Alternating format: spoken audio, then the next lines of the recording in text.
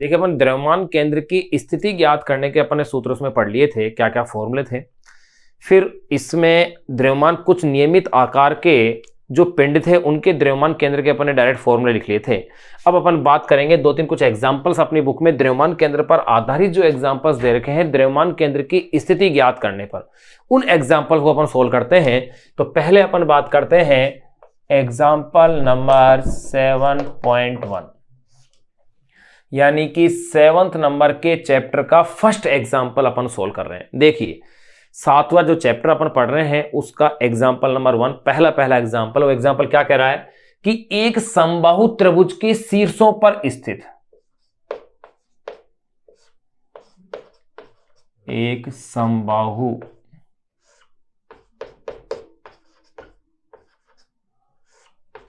त्रिभुज के शीर्षों, एक समबाहु त्रिभुज के शीर्षों पर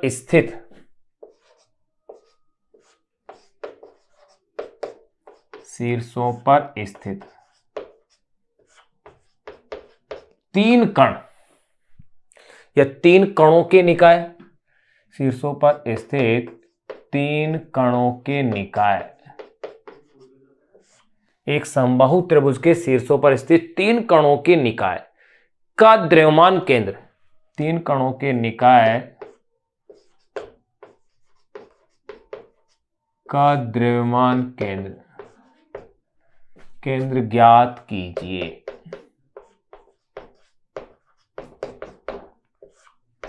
ये अपने पास क्वेश्चन दिया हुआ है, एक समबाहु त्रिभुज के शीर्षों पर स्थित तीन कणों के निकाय का द्रव्यमान केंद्र ज्ञात कीजिए। कणों के द्रव्यमान,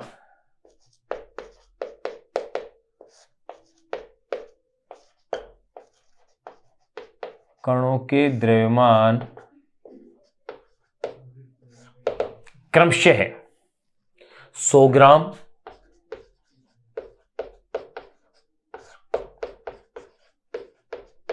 150 ग्राम, 100 ग्राम, 150 ग्राम तथा 200 ग्राम है।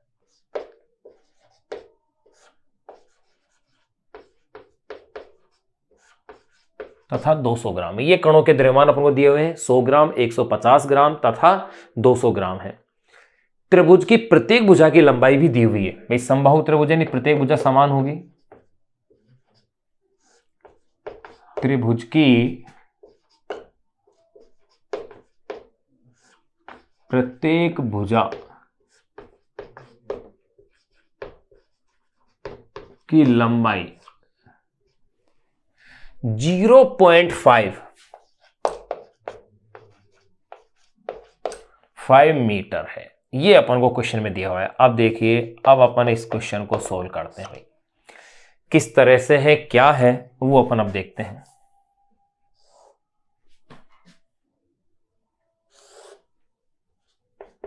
x और ये y और ये है अपने पास इसमें मूल बिंदु। इस मूल बिंदु के जो निर्देशांक होंगे वो होंगे 0 0। ये समबाहु त्रिभुज बना देते हैं। इस समबाहु त्रिभुज देखो O P और Q में नाम दे देता हूं इसको। अब देखिएगा यहां पर जो द्रव्यमान रखा हुआ है मूल बिंदु पर, वो मैंने ले लिया है 100 ग्राम है।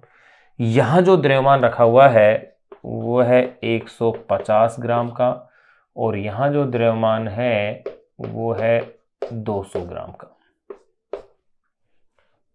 ये लो, अब इनके अपन को निर्देशांक पता करने हैं। भाई देखो, इन कणों के क्या करने हैं अपन को, पहले तो निर्देशांक पता करने हैं। तो देखिए क्या क्या आपके पास है, पहले वो देखें। m1 तो है आपके पास 100 ग्राम, यानी कि 0. इसको अपन किलोग्राम में चेंज कर लें तो ये हो जाएगा 0.10 किलोग्राम। m1 तो इतना हो गया। फिर दूसरी अपन बात करें m2 की, तो ये है 150 ग्राम, यानी कि 0.50 किलोग्राम। इसे 0.00 किलोग्राम भी कह सकते हैं। m3 200 ग्राम, 0.200 किलोग्राम ये देवा है। अब देखो भाई, द्रव्यमान केंद्र की स्थिति ज्ञात करने के लिए द्रव्यमान के साथ साथ उनके स्थिति सदिश भी अपन को पता होना चाहिए। तो देखो, स्थिति सदिश की अगर अपन कोऑर्डिनेट की बात करें, तो अगर अपन बात करें m1 द्रव्यमान के लिए, m1 द्रव्यमान के जो कोऑर्डिनेट होंगे वो क्या क्या होंगे? देखो, इसके कोऑर्डिनेट तो हो जाएंगे 0 0। भाई यहां तो द्रव्यमान है, यहां ले लेता हूं मैं इनके स्थिति सदिश। तो देखो भाई, इसका जो स्थिति सदिश है वो तो क्या है? 0 0 है। फिर अगर मैं बात करता हूं 150 ग्राम वाले की, तो देखिएगा भाई, इसका x में देखिए, प्रत्येक भुजा इसकी 0.5 मीटर, तो x में तो 0.5 मीटर हो गया। और y में बात करें तो x में ही रखा हुआ है, तो यहां भाई यहां रखा हुआ है, ये लो। तो इसके कोऑर्डिनेट की बात करें तो इसके कोऑर्डिनेट में स्थिति सदिश x में तो हो गया है 0.50 मीटर, लेकिन y के अंदर कितना है भाई? ये 0 मीटर है। चलो इनके साथ भी यूनिट लिख ही देते हैं, 0 मीटर, और ये भी 0 मीटर। फिर देखिएगा, तीसरे पिंड की अपन बात कर रहे हैं, 200 जो ग्राम का है, इसके निर्देशांक की बात करो तो देखो, y की अपन x और y दोनों की ही अगर अपन इसकी बात करें तो देखो, x के अंदर तो ये वाली पोजीशन आ रही है इसकी, यानी कि ये है, और यहां इसके बिल्कुल मिड में आ रहा है। अगर ये बिल्कुल अगर इसके अंदर मिड में आता है, चलो इसको थोड़ा सा और अपन मैच करते हुए बना देते हैं।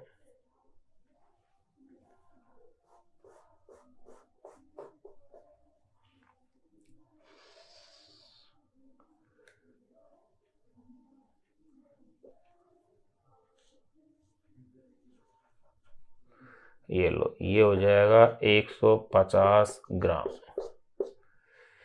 इसके अगर अपन कोऑर्डिनेट की अगर बात करें तो देखिएगा भाई, x में तो ये हो जाएगा, ये जो डिस्टेंस आ रही है ये है 0.25 मीटर आ जाएगी एग्जैक्टली। तो 0.25 मीटर, तो x तो है 0.25 मीटर। फिर बात करें y की, यानी कि ये वाली डिस्टेंस, तो ये अपन को फाइंड आउट करनी है।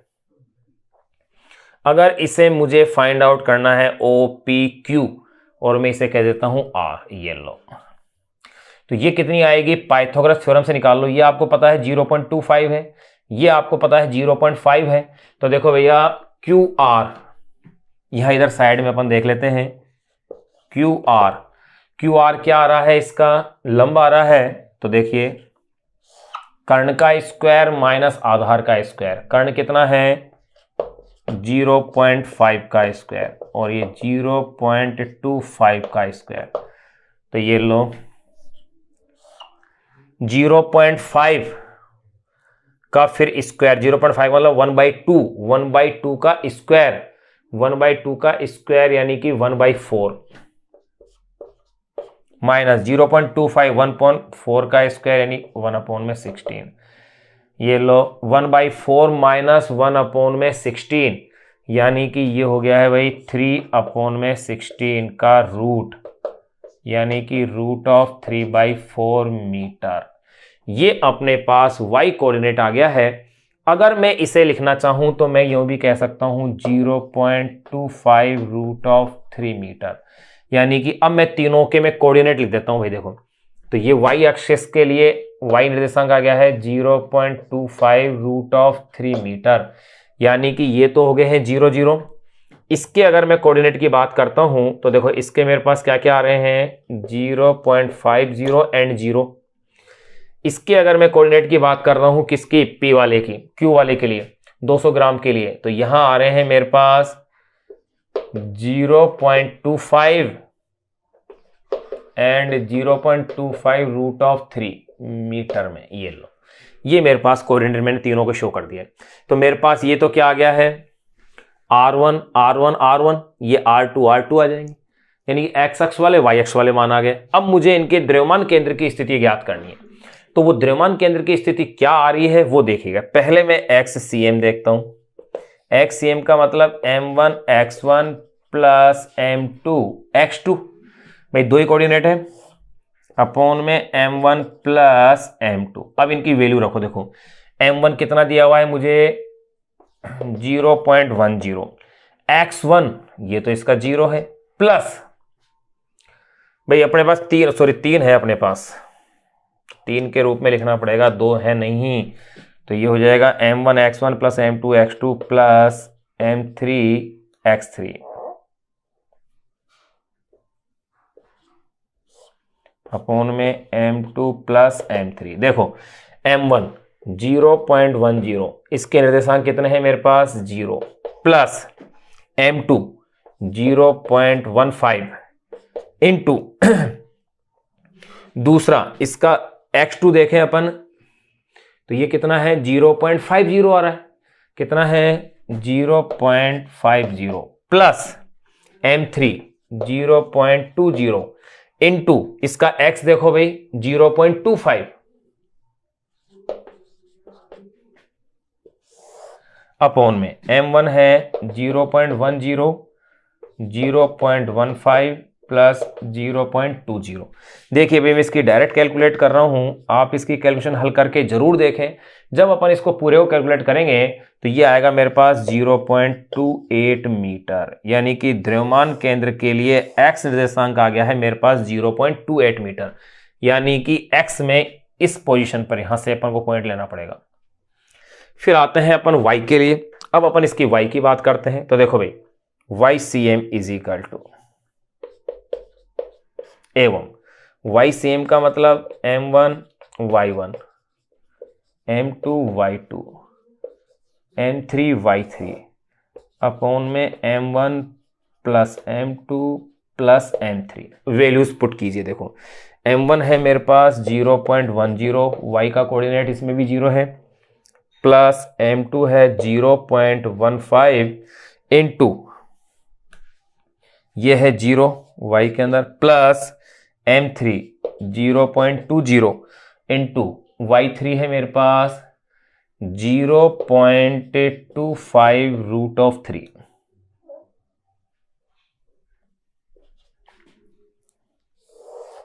अपॉन में 0.10 प्लस 0.15 प्लस 0.20। ये मेरे पास आ गई equation. 0.10 into 0 plus 0.15 into 0 plus 0.20 into 0.25 √3। अब देखिए इसकी अगर कैलकुलेशन अपन देखें तो यहां ये मेरे पास वैल्यू आ जाती है 0.10, ये भी 0, ये भी 0, तो 0.20 इंटू 0.25 25 50, यानी कि 0.05 √3 अपॉन में देखो 20 15 35 45 0.45 ये आ गई मेरे पास वैल्यू। अब देखिए अब इसको फिर मैं आगे सोल्व करता हूं। 0.05 √3 का मतलब 1.732 अपॉन में 0.45। अब इसके आगे के स्टेप्स को मैं यहां सोल्व करता हूं, तो देखिए भाई YCM is equal to 0.05 into 1.732, तो ये हो जाएगा मेरे पास 0.0866 अपॉन में 0.45। अब 0.0866 को डिवाइड कीजिए आप 0.45 से, तो ये हो जाएगा 0.19 मीटर। ये लो, ये मेरे पास y की भी वैल्यू आ गई, यानी कि मैं ये कह सकता हूं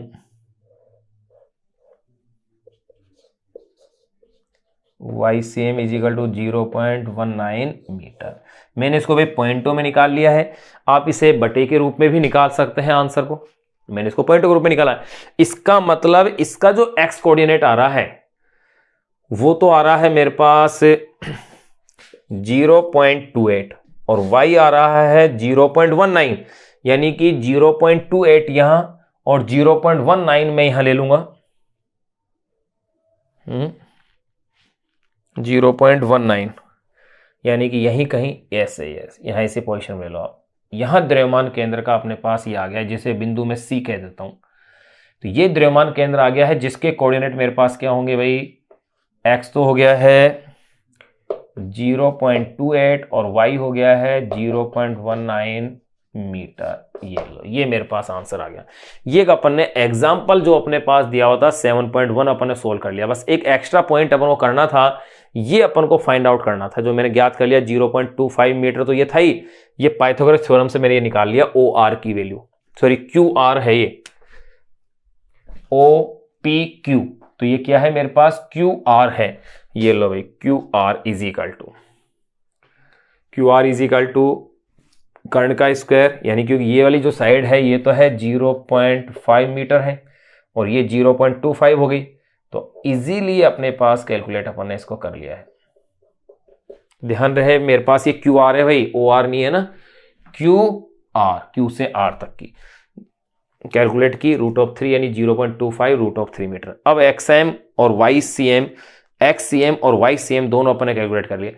अब अपन इसके बाद जो सोल्व करेंगे एग्जाम्पल नंबर 7.2 और 7.3, इन दो एग्जाम्पल्स को और सोल्व करने के बाद फिर अपन द्रव्यमान केंद्र की गति का इसके अंदर अध्ययन करेंगे।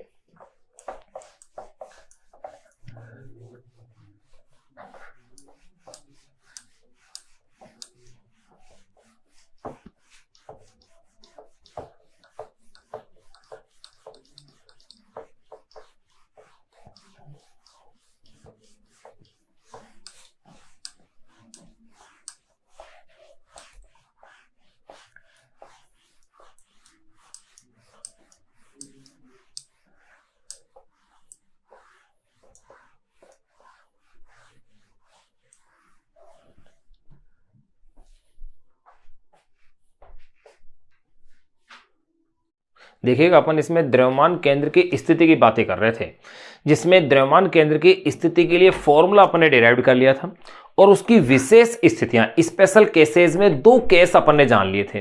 पहला एक केस तो अपन ये जाना था कि अगर द्रव्यमान केंद्र जो है RCM वेक्टर इजिकल टू क्या हो, 0, यानी मूल बिंदु पर हो, तो ऐसी स्थिति के अंदर क्या क्या रिजल्ट आ रहे थे ये अपन ने पिछले लेक्चर में जान लिए थे। फिर एक कॉन्सेप्ट ये और अपन ने जाना था कि अगर द्रव्यमान समान हो तो द्रव्यमान केंद्र की स्थिति का क्या फॉर्मूला अपने पास बन रहा था। नंबर 3 अपन इसके अंदर जानेंगे कार्तीय निर्देशांक पद्धति के रूप में द्रव्यमान केंद्र की स्थिति का क्या फॉर्मूला अपने पास आता है। तो देखिए नंबर 3 केस, थर्ड केस अपन ले रहे हैं कार्तीय निर्देशांक पद्धति में।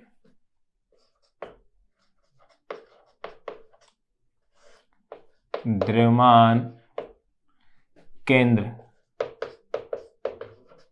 की स्थिति, द्रव्यमान केंद्र की स्थिति कार्तीय निर्देशांक पद्धति के रूप में, कार्तीय निर्देशांक, द्रव्यमान केंद्र की स्थिति कार्तीय निर्देशांक पद्धति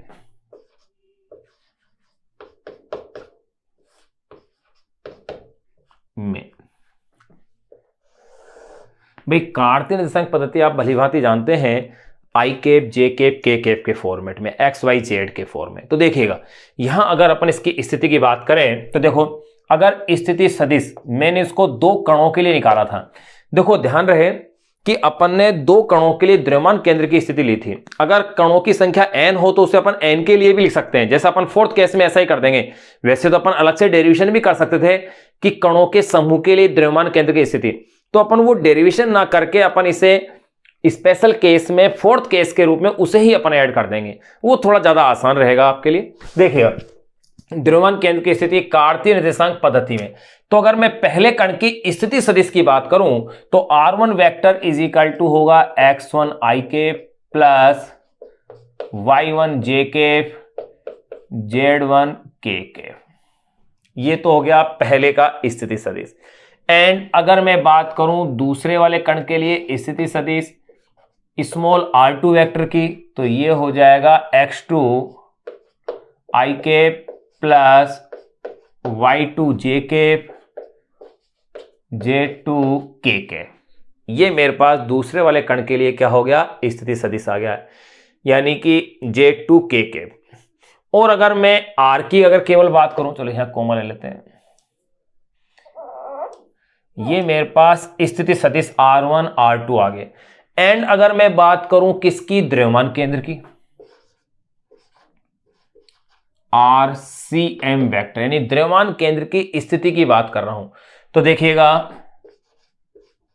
XCm i cap plus YCm j cap, यही तो होगा द्रव्यमान केंद्र की स्थिति का। Cm का मतलब सेंटर ऑफ मास यानी कि द्रव्यमान केंद्र।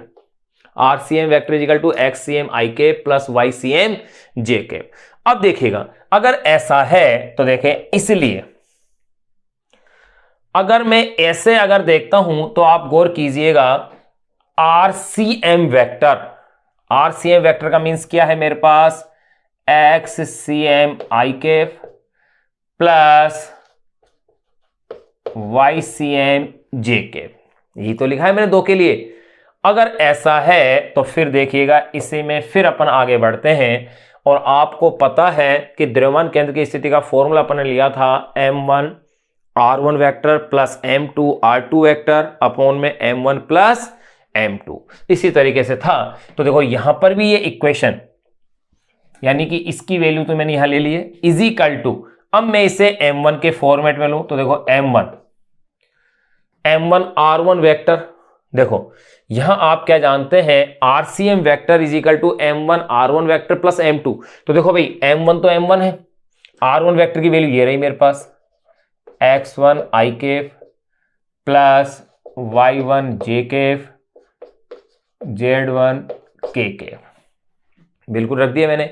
इसी तरह से इसके बाद प्लस m2, फिर क्या आएगा r2 वेक्टर, फिर क्या है, चलो इसको स्टेप को अपन थोड़ा सा एक स्टेप और बढ़ा दें तो यूं अपन कह सकते हैं, देखो ये मैंने तीनों इसमें यहां लिख दिए हैं, ये तीनों ही वैल्यूज मैंने अगर यहां लिख दी है, r1 वेक्टर ये है, r2 वेक्टर मेरे पास ये है और RCm वेक्टर ये है, इसलिए RCm vector is equal to m1 r1 vector plus m2 r2 vector upon में m1 प्लस m2 से, ये लो।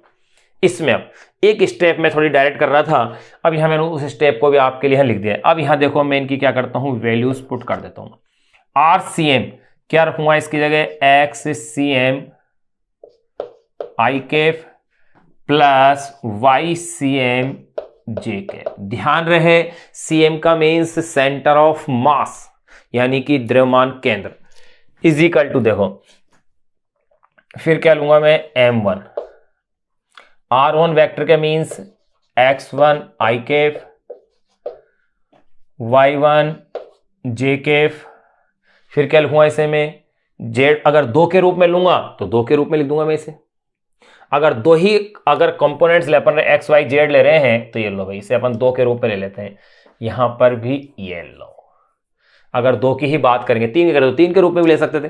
तो देखिए अगर ऐसा है तो ये लो, दो के फॉर्मेट में ले लेंगे x और y अक्ष के लिए, अपन z तीनों के रूप में भी ले सकते हैं, प्लस m2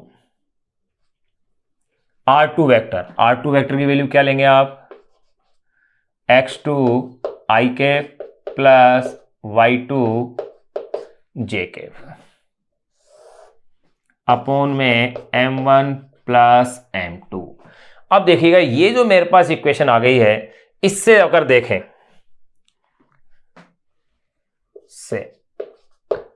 अगर इससे अगर आप देखते हैं तो आप क्या पाएंगे, XCm vector is equal to, देखिएगा मेरे पास क्या आ रहा है भाई, m1, ये तो लूंगा m1 x1 plus m2 x2 upon में m1 plus m2 and YCm is equal to, क्या लिखूंगा मैं इसे, m1 y1 plus m2 y2 upon में m1 प्लस m2। ये लो, कार्तीय निर्देशांक पद्धति के रूप में मेरे पास ये थर्ड केस और मैंने इसका कंप्लीट कर लिया है कि इस फॉर्मेट में भी अपन इसे लिख सकते हैं। यहां ही अपने पास चीज क्लियर हो गई है। इस फॉर्मूले को अपन ने इन फॉर्म के रूप में क्या कर लिया है, इसको मॉडिफाइड कर लिया है।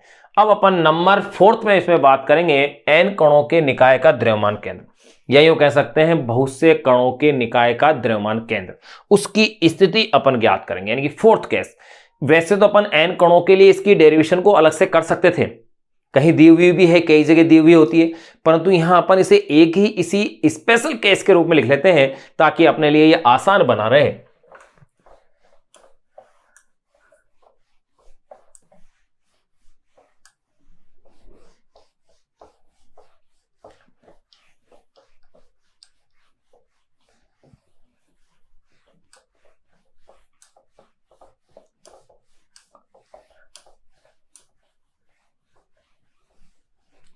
अब अपन बात करते हैं नंबर 4 केस की।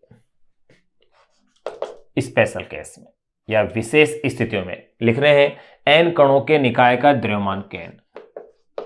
अभी तक 2 कणों का था, n कणों के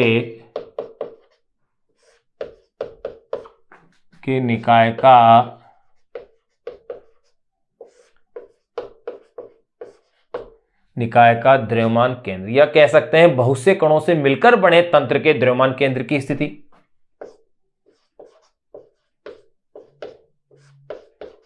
बहुत से कणों से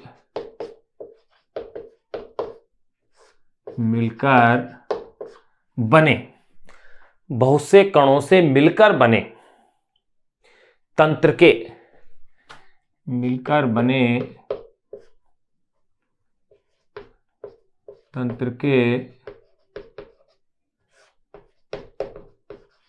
द्रव्यमान केंद्र, बहुत से कणों से मिलकर बने तंत्र के द्रव्यमान केंद्र की स्थिति। ये टॉपिक और अपन डिस्कस कर लेते हैं। 2 के लिए अपन निकाल चुके थे फॉर्मूला, अब n कणों के लिए अगर अपन बात कर रहे हैं, देखिएगा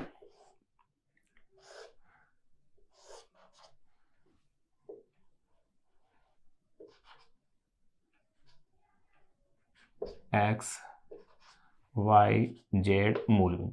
मैंने मान लिया कोई ये अनियमित आकार का कोई दृढ़ पिंड है जो कि बहुत सारे कणों से मिलकर के बना है, जिनके स्थिति सदिश क्रमशः ये है। जैसे यहाँ m1 द्रव्यमान का कण हो गया, m2 द्रव्यमान का, ये इनके द्रव्यमान m1, m2, m3, m4, m5 और इनके से सदिश small r1 vector, small r2 vector, r3 vector, r4 vector, इसको ले लेते हैं mn, rn वेक्टर, n तक है। और द्रव्यमान केंद्र की स्थिति कहीं पे भी मान लेते हैं, यहां cm लिख देते हैं, सेंटर ऑफ मास। ये n कणों का एक समूह है। इसके लिए द्रव्यमान केंद्र की स्थिति की अगर अपन बात करें तो देखिए ये कैसा बनेगा, rcm vector is equal to, मैं इसे लिख सकता हूं m1 r1 vector, m2 r2 vector, plus भाई 2 तक के लिए आ गया था, ठीक इसी प्रकार से dash dash dash dash plus mn rn vector upon में m1 plus m2 dash dash plus mn, यूं लिखा जा सकता है। और यही अपने लिए ऑथेंटिक या यूं कह सकता हूं मास्टर फॉर्मूला अपना ये है। अगर कणों की संख्या n है, अपने लिए ये फॉर्मूला है। अब इस n का मान अगर 2 है तो आप इसमें 2 ले लीजिए, यहां तक का 3 है 3 ले लीजिए, 4 है तो 4 के लिए अपन इस फॉर्मूले को अप्लाई कर सकते हैं।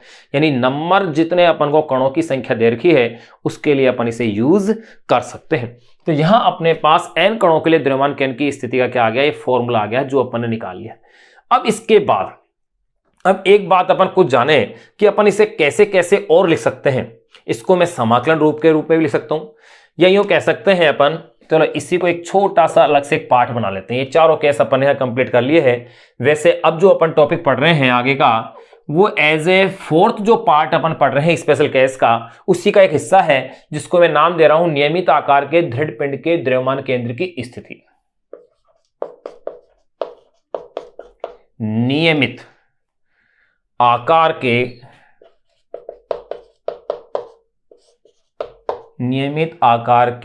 दृढ़ पिंड के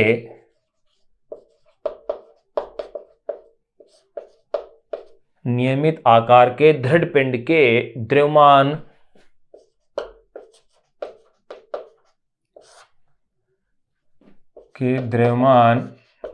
केंद्र की स्थिति। इस टॉपिक को अपन और जान रहे हैं, जो कि एक तरह से इसी का पार्ट है। देखिए अपन क्या कह सकते हैं, मैंने एक चीज बताई थी, अगर नियमित आकार का दृढ़ पिंड है तो उसके द्रव्यमान केंद्र की स्थिति कहां होती है, उसके ज्यामितीय केंद्र पर होती है। अपन लिख चुके थे इस चैप्टर के शुरू में, द्रव्यमान केंद्र अपना टॉपिक जाना था। तो देखो अपन इस पॉइंट पे नोट कर देते हैं, यो कह सकते हैं नियमित आकार के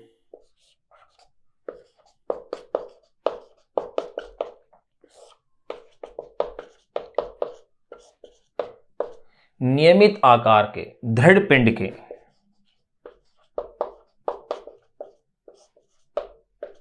नियमित आकार के दृढ़ पिंड के द्रव्यमान केंद्र की स्थिति के नियमित आकार के दृढ़ पिंड के द्रव्यमान केंद्र की स्थिति नियमित आकार के दृढ़ पिंड के द्रव्यमान केंद्र की स्थिति उसके ज्यामितीय केंद्र पर होती है।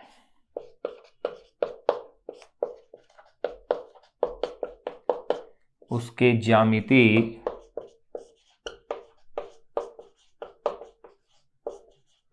केंद्र पर होती है, ज्यामितीय केंद्र पर होती है, जिसे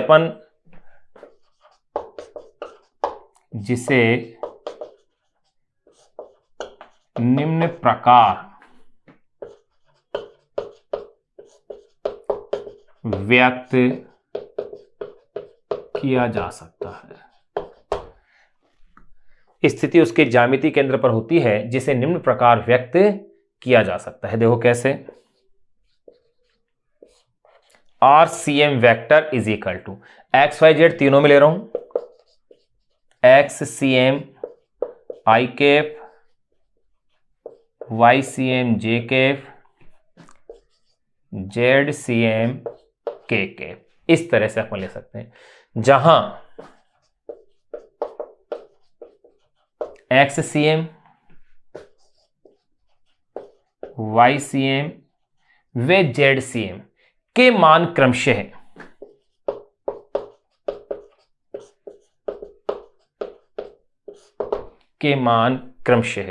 निम्न प्रकार व्यक्त किए जाते हैं।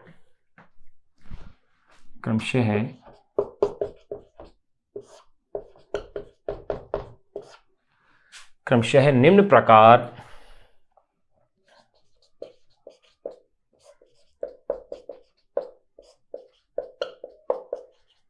व्यक्त किए जाते हैं। देखो कैसे अपन लिख सकते हैं, जैसे XCM लिखना है मुझे, तो XCM को मैं क्या करूंगा, यहां सबका क्या हो रहा है, सम हो रहा है, यानी सबका योग हो रहा है, तो मैं इसे यूं कह सकता हूं, समाकलन लगा सकता हूं XDM, ये लो ऐसे XDM अपोन में मैं फिर इसे कह सकता हूं समाकलन DM। लिमिट अपन यूज कर लेंगे, जैसे अगर पूछा जाएगा उसमें कहां से कहां तक लिमिट है, इसी को आप लिख सकते हो 1 अपॉन में कैपिटल M समाकलन XDM। ये तो हो गया X के लिए। फिर अगर मैं बात करूं Y के लिए, तो देखो भाई YCM इज इक्वल टू समाकलन YDM अपोन में समाकलन DM is equal to 1 upon में M YDM। बिल्कुल इस प्रकार लिखा जा सकता है। एंड अगर मैं इसे Z के फॉर्मेट में लूं तो देखिएगा ZCM इज इक्वल टू क्या होगा, समाकलन ZDM अपोन में ये DM, यानी कि 1 अपॉन में M समाकलन ZDM। इस तरह अपन लिख सकते हैं। मैंने X Y Z तीनों ही अक्षों के लिए इसको लिख दिया है। XCM आ गया है, YCM भी आ गया है, और क्या आ गया है मेरे पास, ZCM। लेकिन अगर यहां अपन क्या देख रहे हैं कि प्रत्येक पद में X Y Z द्रव्यमान DM से लंबवत दूरियां हैं। यहां पर जैसे X है, इसके अंदर क्या है, Y है, इसके अंदर क्या है, Z है। ये सभी दूरियां DM से क्या है, लंबवत दूरियां हैं। चलो इसको अपन लिख लेते हैं कि ये क्या है, यहां से लंबवत दूरियां हैं।